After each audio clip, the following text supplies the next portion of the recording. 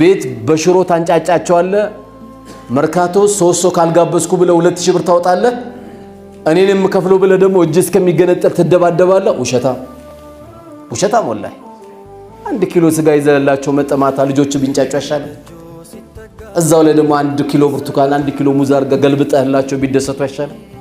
ወላሂ ረሃብ ይሆኑልህ ባባዬው አበላህን ሲል ቢያንስ እንኳን ጀናዛን ያጥባልኩ ይልጅ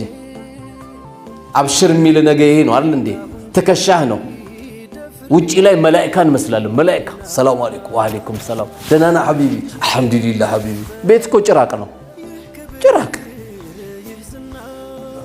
ልክ ሲመጣ አልጋ ስር የሚገባ ልጅ አለ ባባ መጣ ብሎ አልጋ ስር